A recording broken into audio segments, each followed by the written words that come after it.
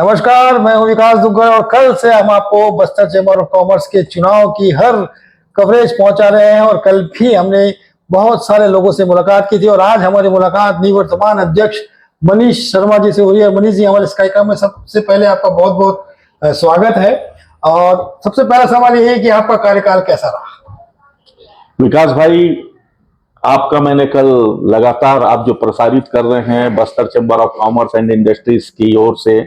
जो ये आगामी चुनाव हो रहे हैं, इसमें आपने बहुत अच्छा कवरेज किया है। इसके लिए मैं आपको साधुवाद देता हूं, धन्यवाद देता हूं। साथ ही आपके जितने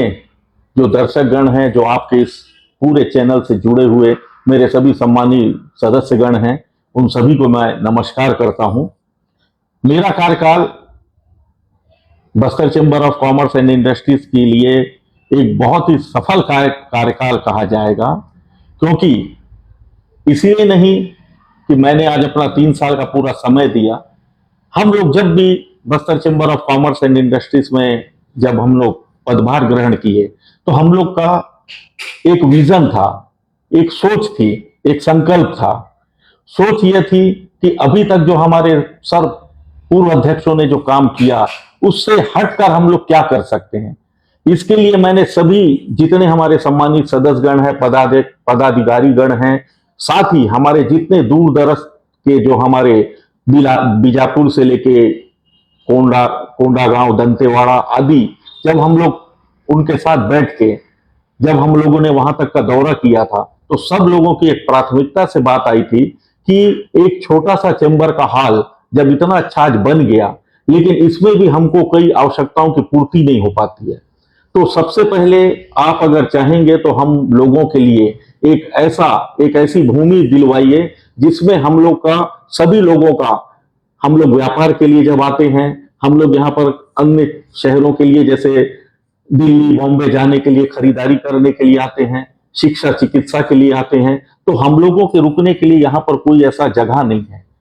वर्तमान में बस्तर चैम्बर में भी एक कमरा हॉल है, लेकिन वो भी यानी एक साथ अगर कई व्यापारी आ जाएं तो उनके लिए भी वो बहुत मुश्किल हो जाता है। तो ये बात मेरी शुरू से मेरी जो जानकारी में आई और उस पर मैंने अमल करना शुरू किया। तब उस समय के हमारे मुख्यमंत्री जी भूपेश बघेल जी थे, उनसे समय निकालकर उनको लगातार मानव सेवा केंद्र एक जो हमको स्थापित करना है, इस संबंध में मैंने उनको पूरी भली भांति जानकारियां दी और उसके बाद हम लोग एक भूमि चयन के लिए अपना कार्य चालू किए। हमको ये जमीन गणपति रिसोर्ट के सामने आज जिसमें बाउंड्री से लेके लेआउट सब कुछ हो चुका है, वो भूमि को हम लोगों ने इसके लिए सबसे उपयुक्त लोकेशन में हमने पाया। उस पर हम लोग मानव सेवा केंद्र के लिए, सभी व्यापारी जनों के लिए एक ब्लड बैंक, एक उस पर सभी वृद्ध जनों के लिए एक वहां पर समय काटने के लिए एक खेलकूद का वातावरण हो, एक लॉन हो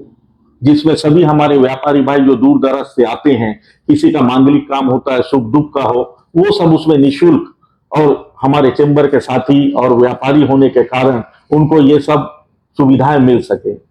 ये एक सबसे बड़ा माइलस्टोन था जो मैं मानता हूं कि 50 सालों में जो हमारे सभी 50 सालों में जो हमारे सबसे पहले संस्थापक थे स्वर्गीय सेठी जी, हेमराज जी सेठी, उन्होंने ही इसकी एक नींव रखी थी। उस नींव के बाद लगातार हमारे दादा परदादा लगातार उनको 10 मेंबर 20 मेंबर होते हुए आज ऐसी स्थिति है कि करीब हम लोग 2200 मेंबर हो गए। लगभग 11 सालों के बाद चुनाव हो रहे हैं, तो क्या इस बार ये स्थिति नहीं बनी कि निर्विरोध उपाध्यक्ष हो जाए?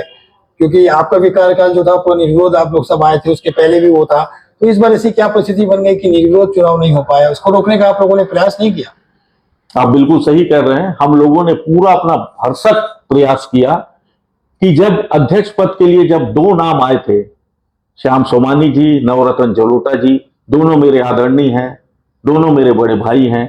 उन लोगों ने भी जब ये काम अपना इस कार्यकाल में चाहा कि हम अध्यक्ष पद, अगर आप चाहोगे, अगर आप लोग की टीम चाहेगी तो हम लोग इसमें ये पद पर आना चाहते हैं, तो हम लोगों ने भी अपनी सब टीम से बात की, अपने पदाधिकारियों से बात किया और यही हम लोगों ने सोचा कि एक रोटेशन की पद्धति, हम लोग जब तक खुद होकर अपने पद को त्याग नहीं करेंगे तो हमारी संस्था कैसे आगे बढ़ेगी। हम अगर अपने बारे में सोचें कि हमको ही बनना है, हमको इस कुर्सी को छोड़ना नहीं है, तो ये हम सभी के साथ एक गलत निर्णय होता। तो हम लोगों ने जब श्याम सोमानी जी की भावनाओं को देखा, नवरत्न जलोटा जी के जो उनकी बातों को सुना, तो हम लोग एक विचार करके यही किए कि कैसा भी करके एक सामंजस्य स्थापित होकर सर्वप्रथम हम लोग अपने लिए त्याग करें, फिर हम चाहेंगे कि एक सेतु के रूप में इन दोनों को एक करें, जिसमें मेरे पूर्व अध्यक्षों का पूरा योगदान रहा। हम लोगों ने एक मीटिंग कॉल करके सब लोगों को बुलाकर बस्तर चैम्बर में बैठकर इस चीज का निर्णय लिया कि एक मत होकर सब एक साथ अगर अपनी आवाज को बुलंद करेंगे तो ऐसी हमको एक टीम चाहिए जो आने वाले हमारे जो काम अधूरे हैं उस कार्य को पूरा कर सके। तो ऐसा जब स्थिति आई तो श्याम सोमानी जी को अध्यक्ष और महामंत्री के रूप में सर्वप्रथम ये दोनों का ही हम लोगों ने बैठकर फैसला किया। उसके बाद एक टीम बनाई गई जिसमें जितने जो भी निर्वाचित हुए, कमल सेठी, विमल बोत्रा और विमल बोत्रा भी इलेक्शन में है, विमल बोत्रा जी और अशोक लुक्कड़ जी का चूंकि वरिष्ठ पद के लिए अभी कल चुनाव होने वाला है, और बाकी सचिव पद के लिए दोनों गजेंद्र चांडक, भानुशाली जी, ये दोनों निर्वाचित हो गए हैं। कोषाध्यक्ष के लिए श्रीधर मद्दी, इस पद के लिए भी एक हमारे साथी जो सचिव के रूप में काम किया, मेरा साथी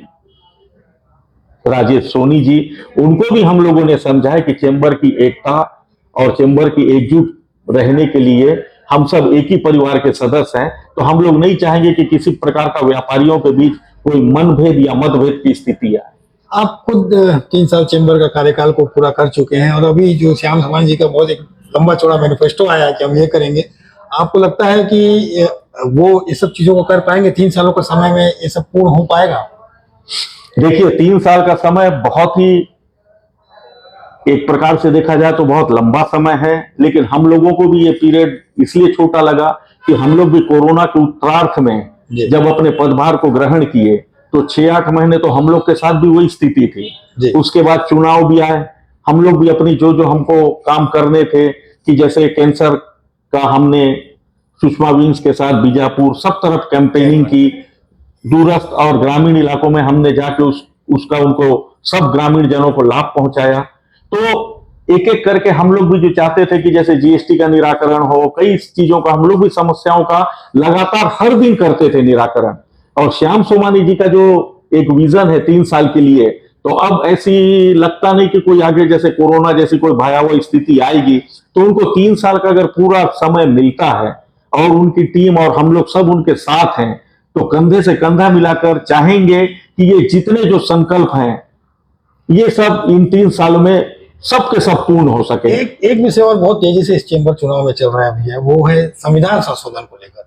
तो आपको भी लगता है कि नए लोगों को मौका मिलना चाहिए, जो पुराने हैं उनको 9-9 साल तक वेट करना पड़ता है? तो क्या संविधान संशोधन की आवश्यकता आपको भी नजर आती है? पहला। दूसरा, क्या इसमें और पद को बड़ा, बॉडी को बड़ा किया जा सकता है?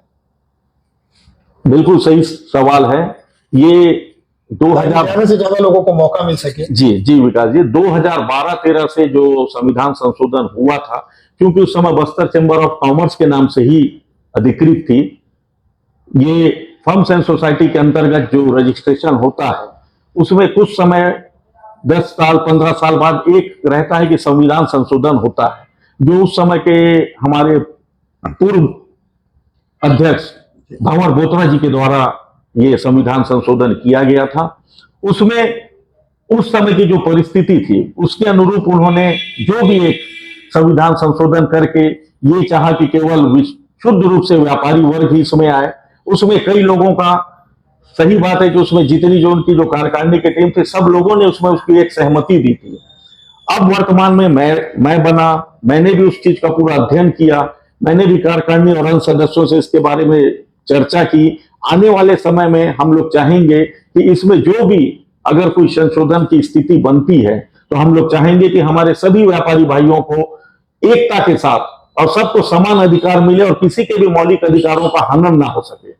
हम लोग भी ये चाहेंगे कि अगर ऐसी कोई स्थिति परिस्थिति बनती है तो कार्यकारिणी की बात हम सब रखेंगे, उनकी बात हमारी सर्वोपरि रहती है और उस पर हम लोग अमल करेंगे। एक और अंतिम सवाल चलते चलते कि कल चुनाव होने वाला है और कल चुनाव बहुत ही हाई वोल्टेज का चुनाव हो चुका है, तो आपको क्या लगता है कि कल चुनाव में व्यापारी जो है बढ़ चढ़कर हिस्सा लेंगे, या लोगों में निराशा है कि चलो जिसको भी बनाना है बना लो? तो कल लोग बाहर से आएंगे, आप तो पूरे देख दौरा करके भी आए हैं, तो लोगों में एक चुनाव को लेकर भी उत्साह है? नहीं नहीं, व्यापारियों में लगातार हम लोग भी, श्याम सोमानी जी, हमारे जितने पूर्व अध्यक्ष हैं, और मैं स्वयं भी कोंडागांव, बीजापुर, पटनम, मद्देड़, सब तरफ हम लोगों ने दौरा किया, गीदम भी किया। सब व्यापारियों में उत्साह है। उत्साह इसलिए है कि 6-8 साल बाद, चलो जिस कारण भी सब लोगों के एक साथ बैठने का, एक साथ जगदलपुर मुख्यालय आकर अपनी बात को समझने का, करने का एक मौका मिलेगा, और सभी एक दूसरे से रूबरू होंगे। ये बात अलग है कि ये चुनाव जो एक पद का हो रहा है, ये टल सकता था, टाला जा सकता था, और इसके लिए हम लोगों ने बहुत मेहनत की। लेकिन अब बोलना चाहिए बदकिस्मती है, या शायद ये ऊपर वाले को मंजूर नहीं था कि ऐसी स्थिति आज पैदा हो। फिर भी मेरी शुभकामनाएं हैं कि हमारे जो पैनल से विमल बोत्रा जी उगता सूरज के लिए खड़े हुए हैं, उनको आप लोग सब प्रचंड मतों से विजयी बनावे। दूसरे जो उनके अपोजिट में जो प्रत्याशी हैं, वो भी एक प्रतिष्ठित परिवार, लुक्कड़ परिवार से बिलोंग करते हैं। उनके भी पिता, दादाजी और सब लोगों का एक समर्पण और सेवा भाव लगातार, चेंबर परिवार हो या समाज के साथ जुड़ा हुआ है। अशोक भाई मेरी कार्यकारिणी में भी थे, उन्होंने लगातार मेरे साथ भी आकर कई मीटिंगों को अटेंड किया है, काम किया है। उनका भी एक विजन है, और हम लोग यही चाहते थे कि श्याम सोमानी जी की टीम में ये दोनों अगर आ जाए उपाध्यक्ष के रूप में, तो हमारी टीम और मजबूत हो जाती, क्योंकि श्याम सोमानी जी को भी कोई काम करने में